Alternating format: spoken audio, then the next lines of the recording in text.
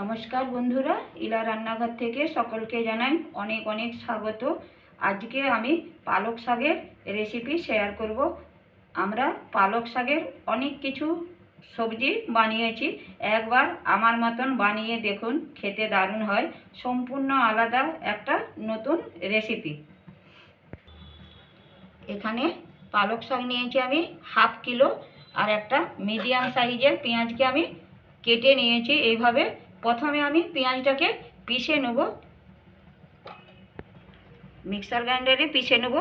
এখানে আমি পেঁয়াজটা দিলাম, আর দেব এখানে আমি 8 থেকে 10টা রসুনের কোয়া নিয়েছি। শাকে কিন্তু রসুনটা একটু বেশি লাগবে। এখানে আমি রসুনটাও পিষে নেব পেঁয়াজের সাথে। আর এখানে কালারের জন্য আমি দিয়েছি কাশ্মীরি লঙ্কার গুঁড়ো।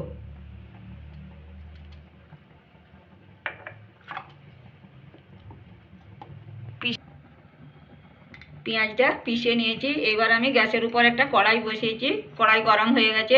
কড়াইয়ে আমি দেব এবার সরষের তেল। 3 থেকে 4 চামচের মতন আমি সরষের তেল দিলাম। তেলটাকে আমি গরম করে নেব। তেলটা গরম হয়ে গেছে। এখানে আমি আবারও রসুন কোয়া দেবো, 8টা নিয়েছি আমি। রসুনটাকে আমি হালকা একটু আগে নেড়ে নেব।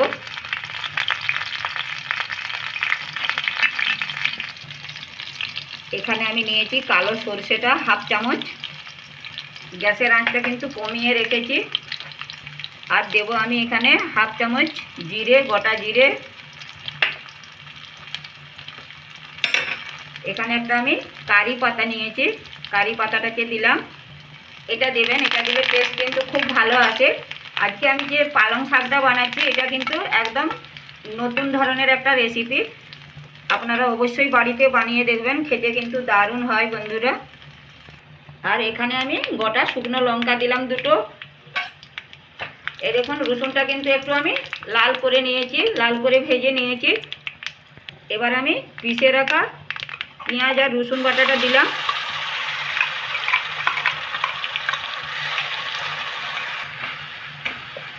পেঁয়াজের কাঁচা গন্ধটা যতক্ষণ না যাচ্ছে ততক্ষণ কিন্তু একটু পেঁয়াজটাকে ভেজে নেব।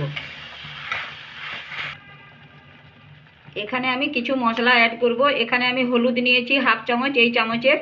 ধনে গুঁড়ো নিয়েছি হাফ চামচ, আর জিরে গুঁড়ো নিয়েছি হাফ চামচ। মশলাটাকে দিয়ে আমি নেড়ে চেড়ে 1 থেকে 2 মিনিটের মতন একটু কষে নেব। আর এই সবজিতে কিন্তু জল পড়বে না, কারণ শাক থেকেই জল বেরোয়। ওই জলেতেই কিন্তু আমার সবজিটা রান্না হয়ে যাবে। গ্যাসটাকে আমি একদম কমিয়ে রেখেছি। পালং শাকটাকে আমি ভালো করে ধুয়ে নিয়েছি। এবার আমি ছোট ছোট করে কেটে নেব। শাকটাকে ছোট ছোট করে কেটে নিয়েছি। এই পাশে আমার মশলাটাও কিন্তু কষে নিয়েছি, এই দেখুন। এবার আমি কেটে রাখা শাকটা দিলাম।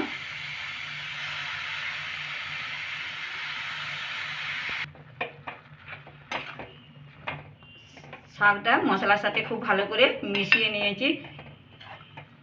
এই দেখুন শাকে কিন্তু এখন থেকে জল বেরোচ্ছে। এবার আমি দেব নুন,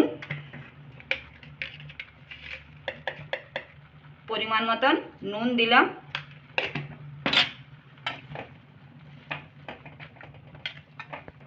গ্যাসের আঁচটাকে মিডিয়ামে রেখেছি। শাকটাকে এবার আমি সিদ্ধ করে নেব 2 থেকে 3 মিনিটের মতো। বন্ধুরা শাকটা কিন্তু আমার হয়ে গেছে। আমার এখানে 3 থেকে 4 মিনিটের মতন সময় লেগেছে। এই দেখুন শাকে কিন্তু আর জলও নেই। এটা কিন্তু খুব তাড়াতাড়ি হয়ে যায়। এটা সিদ্ধ না করেই কিন্তু এমনিই বানিয়ে নিলাম, কোনো ঝামেলা নেই, বা বেশি কিছু লাগেও না, এতে টাইমও কম লাগে বন্ধুরা। তো চলুন এবার আমি নামিয়ে নেব। গ্যাসটা বন্ধ করে দিলাম। আমার এই পালং শাকের রেসিপি আপনাদের কেমন লেগেছে কমেন্ট করতে ভুলবেন না। ভালো লাগলে চ্যানেলটিকে সাবস্ক্রাইব করে পাশে থাকার অনুরোধ রইল। লাইক ও অনেক অনেক করে শেয়ার করুন। আজ এই পর্যন্তই, ধন্যবাদ।